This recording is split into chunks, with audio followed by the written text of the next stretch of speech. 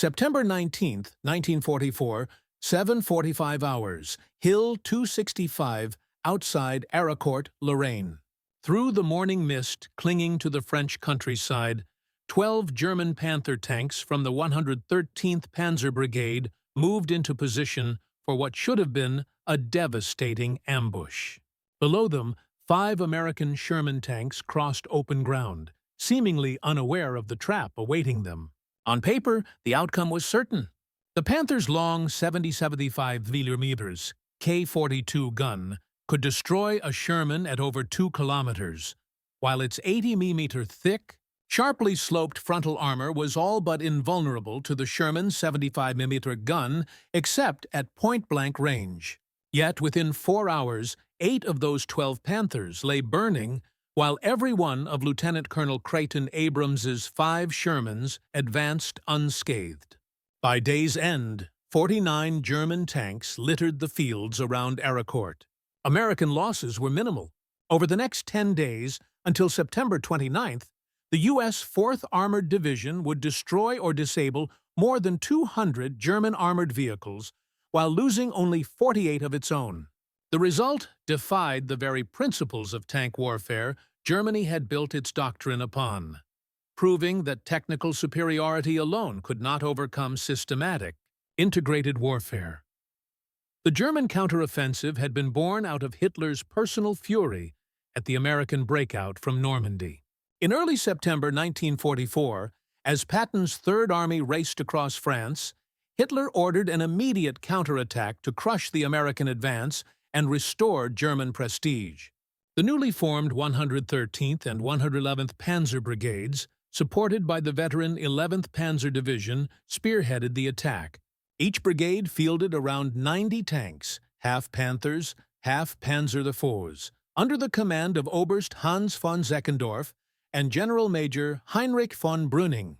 These were Germany's last operational armored reserves in the West, hastily assembled, poorly trained due to fuel shortages, yet armed with tanks that, on paper, far outclassed anything the Americans possessed. The Panther embodied German engineering philosophy, a precise instrument of war built for long-range gunnery duels. Its 75mm gun could penetrate 140 mm of armor at 1,000 meters, enough to destroy any Allied tank frontally.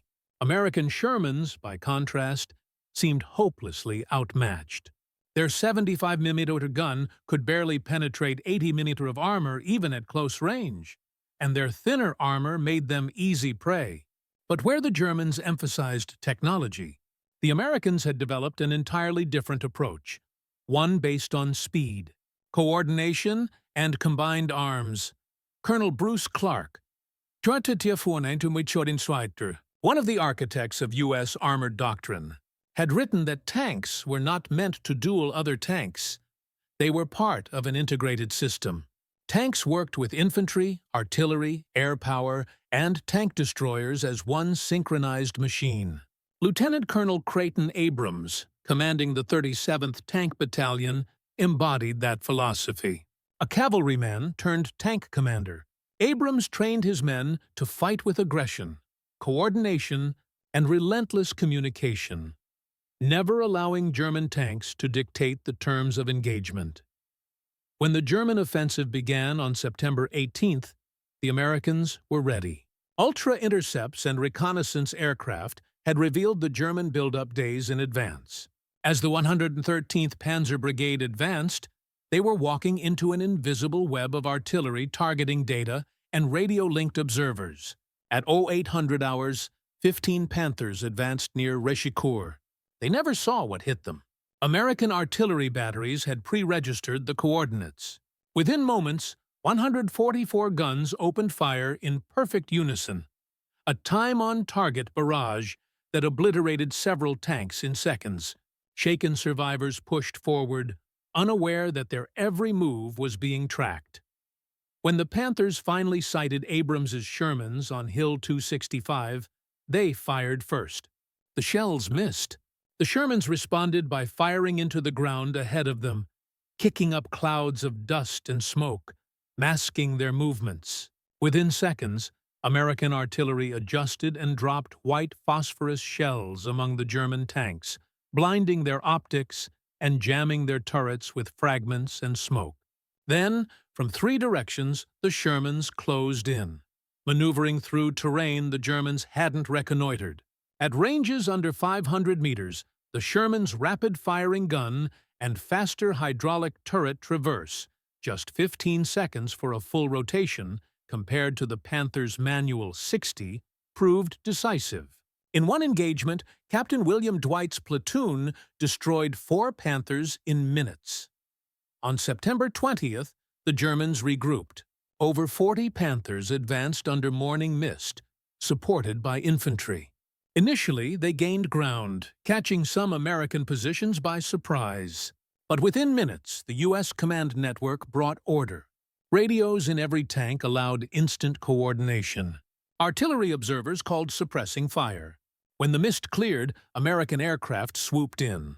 Major Charles Bazooka Charlie Carpenter, flying an L-4 Grasshopper with 6 bazookas mounted under its wings, attacked German tanks directly. An improvised symbol of American adaptability. Carpenter later quipped to Stars and Stripes, "Word must be getting around. They start dodging when they see me coming." This synergy of tanks, artillery, and air power overwhelmed the Germans. Panthers that stopped to engage were bracketed by artillery. Those that moved were struck by fighter-bombers. By September 21st, the German command collapsed. Both Seckendorf and Brüning were killed within 48 hours.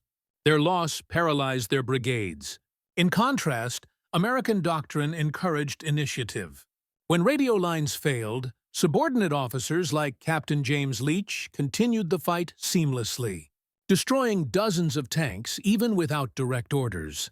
As weather cleared on September 23rd, American air superiority crushed what was left of the offensive.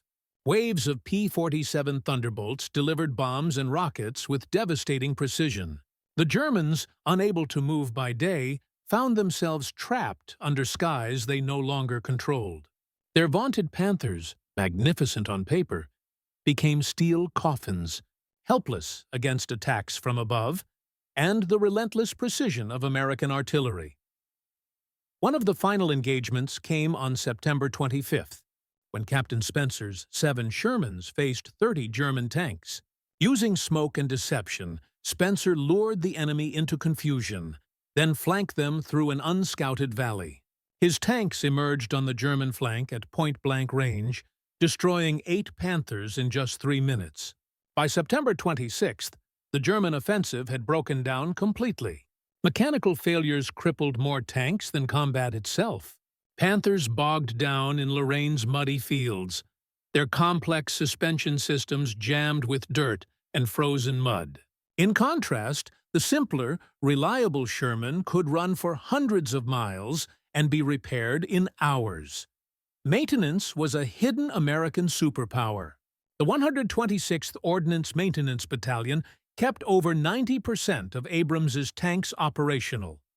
An unheard-of figure in armored warfare.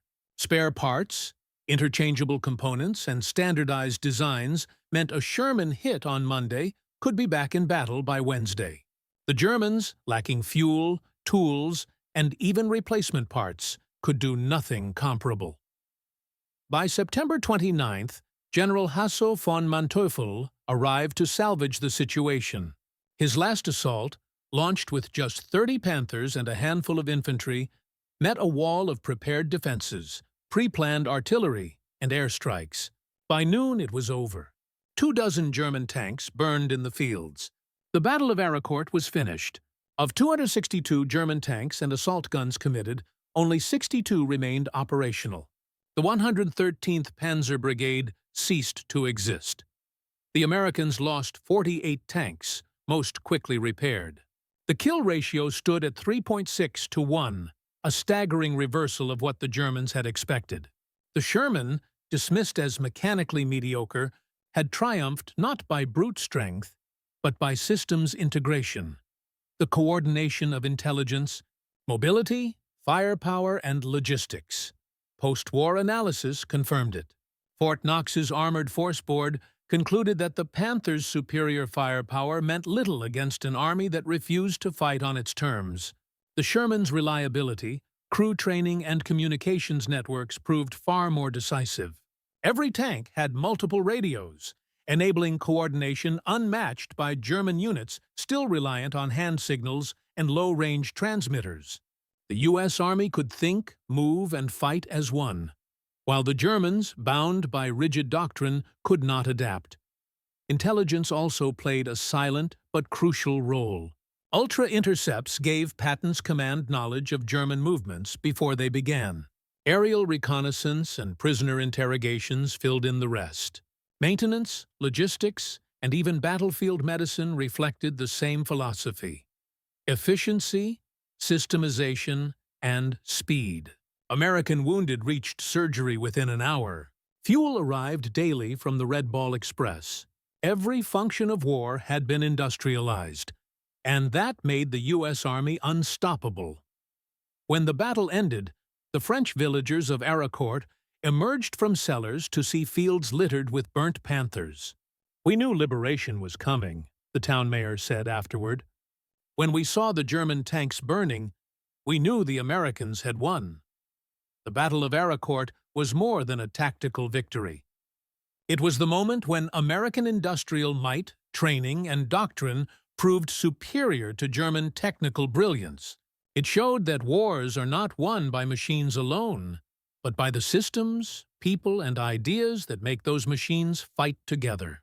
From that day onward, the German army's illusion of armored invincibility was gone, and the future of warfare belonged to those who could combine every arm, every element, into one unified force.